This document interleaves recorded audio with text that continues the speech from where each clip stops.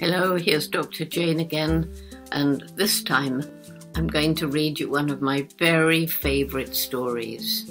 It's absolutely true. It's called Ricki, that's the little chimp, and Henri.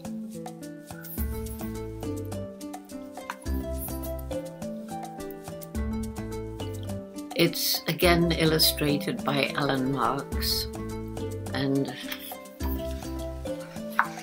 here we are, a true story, Ricki and Henri. Ricki was born in the rainforest of Central Africa. For the first 2 years she lived with her mother and the other chimpanzees of the community. Her mother was the centre of Ricki's world. She carried her from place to place. She comforted her when she was hurting or frightened.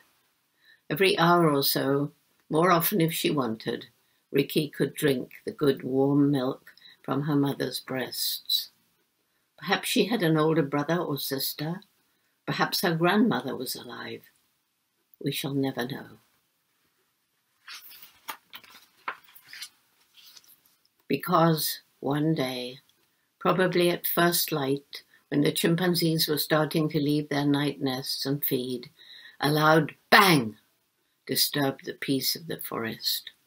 Ricki's mother fell to the ground dead or mortally wounded. Screaming in terror, Ricki clung tightly to her mother, who'd never before let her down. But she couldn't help Ricki now. She would never help her again.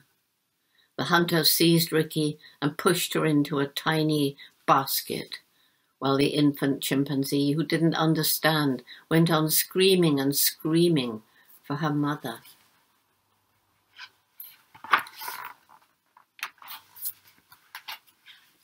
The long journey through the forest, cramped in a little basket, must have been a nightmare for Ricki. She was hungry, but there was no warm, comforting milk. She was frightened, and she was hurting because shotgun pellets were lodged in her little body. But however much she cried, there was no one to help. Eventually, Ricki was tipped roughly out of the basket. She stared around in bewilderment. Everywhere there were huge people crowding close and staring at her, laughing in loud voices. Ricki was being offered for sale in one of the markets of Brazzaville in the Congo Republic. It was hot, and she was tired and thirsty. Her wounds were hurting even more. Desperately, she looked around for her mother, crying softly. But her mother didn't come, and none of the people understood. Ricki stopped crying and curled up on the ground. She closed her eyes. The tall, distinguished Congolese man, who stopped presently to look at her, thought that maybe the little chimpanzee infant was dead. He bent down and touched her. She opened her eyes. She was too tired and weak to be frightened. The tall man knew it was against the law to capture and sell infant chimpanzees. He was angry and threatened the hunter, saying he would report him to the officials. The hunter, who probably didn't even know the law of the land, was scared and ran off, leaving Ricki behind. So the tall man picked up Ricki, who was stiff with terror. He wrapped his jacket around her and carried her back to his house. As he went up the steps, his shaggy dog Henri sniffed at the strange-smelling creature in his master's jacket. He growled a little, then curled up and went back to sleep. The tall man was very kind to Ricki. He found out the right food for an infant chimpanzee and fed her good meals. He asked a doctor to take the shotgun pellets from her neck and back, and gradually some of her joy in life returned. Of course, she must often have thought about her mother and her life in the forest, but she learned to make the best of her new way of living, part of a human family. The tall man was her guardian, and Ricki loved him best. She was terribly upset when he had to go away on a business trip. The rest of the family didn't like her in the house. They went on feeding her, but they shut her outside. Good food is certainly necessary for an infant chimpanzee, but just like a human child, Ricki needed affectionate contact with a caring adult. She needed love. We all do, right? In her desperation, she turned to the only adult she could find, Henri the dog. She went over to him as he sat watching her and reached out to hold his fur. At first he was scared. Each time she reached out, he growled a little and moved away. But eventually, he let her hold on to him. And when he lay to sleep, she lay beside him, still holding on to his fur, just as she would hold on to the hair of her mother. What a lovely picture they make, a small black chimpanzee with huge sad eyes, clinging tightly to a medium-sized brown shaggy dog, whose bright eyes peered onto the world through his thick fringe of curly fur.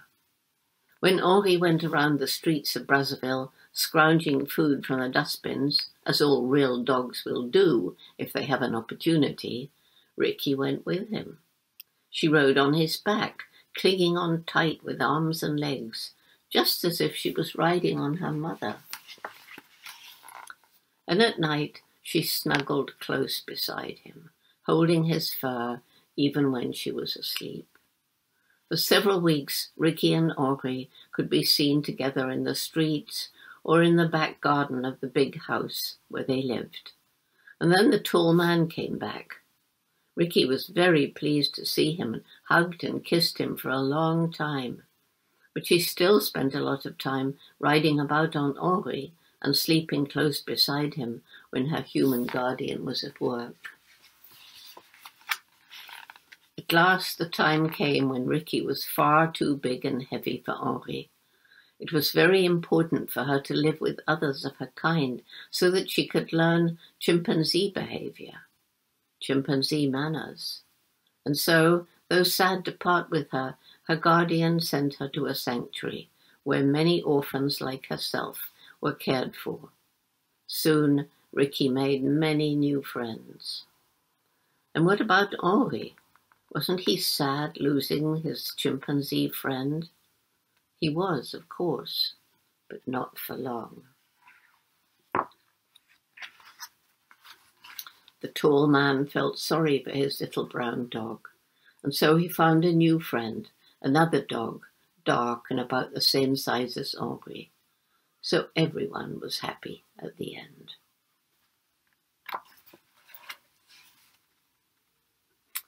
And then there's a postscript. It was in 1993 that Ricki arrived at the Jane Goodall Institute's Chimpunga Sanctuary near Pointe Noire in the Republic of Congo. It's our biggest sanctuary. There were 115 orphans when I visited in July 2003. Ricki was a healthy adolescent then. Today, there are even more orphans. The country around the sanctuary is beautiful, a mixture of forest and savanna stretching down to the unspoiled shore of the Atlantic Ocean. Quite a few wild chimpanzees are still living there, and we're working with the government to try and protect the whole area. If only we could set our orphans free there, but sadly this isn't possible. There are too many villagers.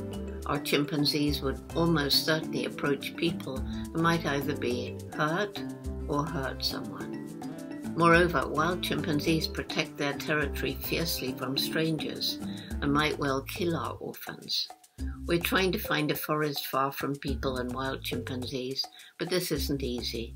There are not many places like that, certainly not ones suitable for chimpanzees to live. But we haven't given up.